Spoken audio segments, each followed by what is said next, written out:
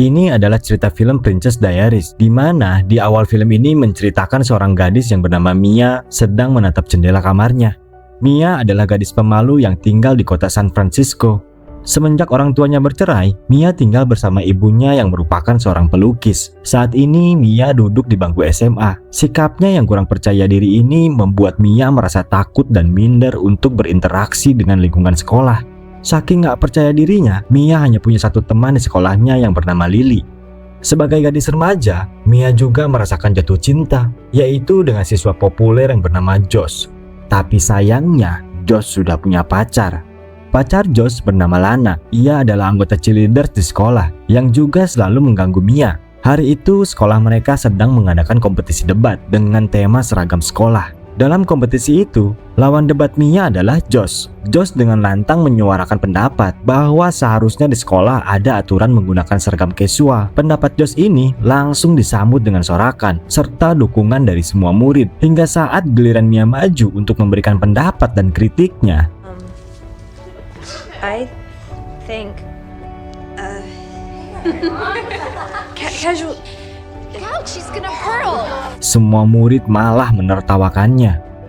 Sepulang sekolah, ibu Mia datang menemuinya dengan membawa kabar bahwa nenek dari ayahnya telah tiba di San Francisco dan dia ingin bertemu dengan cucu sematawayangnya itu. Mia bingung kenapa tiba-tiba neneknya ingin bertemu, padahal selama ini neneknya tidak pernah menghubungi Mia ataupun ibunya. Akhirnya, keesokan hari saat Mia pulang sekolah, ia langsung pergi ke alamat yang diberikan ibunya dan tiba di depan rumah mewah tempat neneknya tinggal. Kedatangannya disambut hangat oleh kepala pelayan.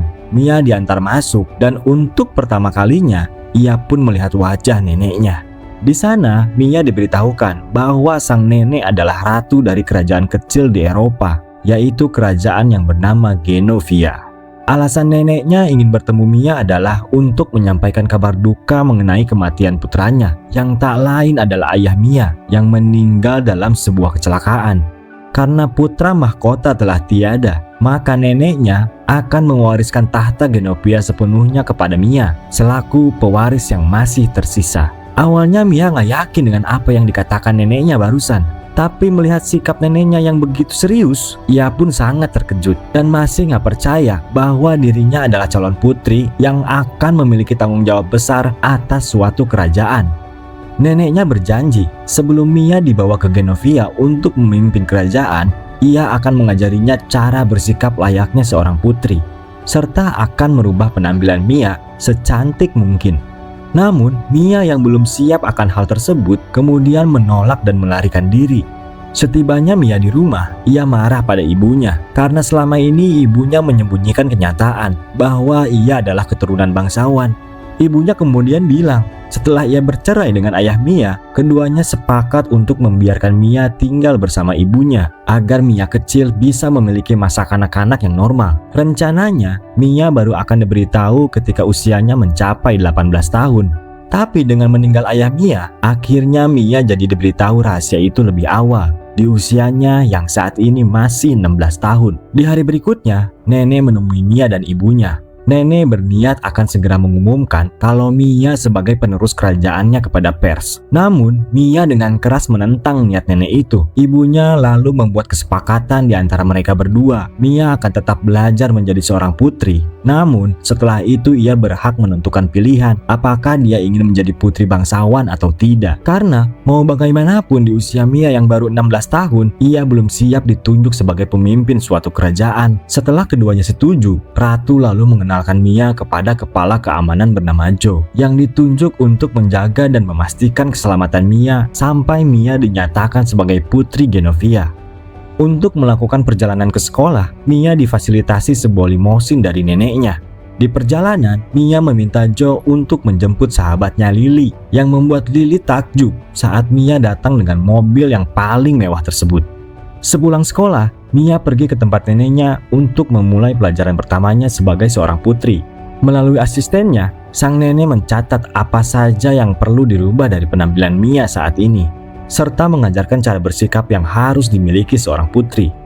Sejak saat itu, setiap harinya Mia datang untuk belajar tentang semua etika putri kerajaan. Dari belajar postur berjalan, cara duduk seorang putri, posisi badan saat di meja makan, hingga berdansa. Suatu hari, nenek memanggil penata rias dan gaya rambut bernama Paulo untuk merubah total penampilan Mia yang sudah dicatatnya kemarin. Kacamata tebal Mia juga diganti dengan lensa kontak. Hingga setelah makeover selesai, Mia terlihat jauh berbeda dari sebelumnya dan membuat Ratu sekaligus nenek Mia terkesan dengan penampilan baru cucunya yang terlihat cantik dengan rambut indahnya. Keesokan harinya saat berangkat sekolah, Michael, kakak Lily yang juga satu sekolah dengan mereka, terpesona saat melihat kecantikan teman adik perempuannya itu. Namun, Lily tidak begitu suka dengan penampilan Mia yang sekarang karena dia pikir Mia merubah penampilannya hanya untuk mendapatkan popularitas yang tak pernah ia dapatkan di sekolah. Meski Mia sudah menutupi gaya rambut barunya dengan topi bucket, Lily masih saja terus berkomentar. Akhirnya, Mia terpaksa memberitahu Lily kalau ia adalah putri kerajaan dan meminta Lily merahasiakannya dari teman-teman yang lain. Di kelas, saat jam pelajaran dimulai, Lana memaksa Mia untuk melepas topinya. Mia pun nurut. Penampilan barunya ini bikin heboh satu kelas. Ada yang menyukainya, ada juga yang mengejeknya. Pada hari berikutnya, Michael berusaha mengajak Mia untuk ikut menonton latihan bandnya di hari Sabtu nanti. Mia pun menerima ajakan Michael. Saat tiba di gedung sekolah, mereka melihat ada banyak wartawan berkumpul. Kedatangan Mia langsung menjadi sorotan. Ternyata yang sedang ditunggu para wartawan ini adalah putri Mia. Mia pun langsung diserang pertanyaan-pertanyaan yang membuatnya kebingungan, hingga ia langsung menerobos ke dalam sekolah. Ketika Mia sudah merasa tenang, nenek dan ibu Mia datang menemuinya di sekolah untuk mencari tahu siapa orang yang sudah membocorkan rahasia tersebut. Tak lama kemudian, Joe membawa Paulo masuk. Paulo mengaku bahwa yang telah mengatakan tentang Mia kepada media adalah dirinya. Ia melakukannya bukan untuk mendapatkan uang, melainkan ketenaran. Paulo ingin dunia tahu bahwa Mia bisa secantik seperti sekarang ini adalah berkat keahliannya. Beberapa hari kemudian, dalam suatu acara makan malam, nenek Mia memperkenalkan sang cucu kepada beberapa bangsawan dari seluruh dunia. Awalnya, makan malam berjalan cukup baik, sampai akhirnya secara tidak sengaja Mia membakar lengan baju salah satu tamu. Ketika Mia mencoba mengambil buah anggur yang jatuh ke lantai, ia pun membuat tamu di sebelahnya tersandung, hingga terjadi kekacauan. Atas kejadian memalukan tadi, membuat nenek selaku ratu cuma bisa nutup muka. Namun, hal yang dianggap petaka bagi ratu justru membuat para tamu terhibur. Hari berikutnya, Mia meminta maaf kepada nenek ratu dan mengira akan dimarahi habis-habisan. Tapi ternyata nenek tidak marah padanya, dan malah nenek bersedia menghabiskan waktu hari ini dengan cucunya karena nenek ingin membuat cucunya senang. Mereka pergi menggunakan mobil yang Mia dapatkan sebagai hadiah ulang tahun ke-16 dari ibunya. Ratu ikut mengunjungi tempat-tempat yang biasa cucunya kunjungi, memainkan semua permainan kesukaan Mia, hingga berfoto bersama. Dalam perjalanan pulang, mobil yang Mia kendarai mengalami masalah saat melewati tanjakan. Akibatnya, mobil itu mundur dan menabrak kendaraan transportasi yang ada di kota San Francisco. Polisi kemudian datang.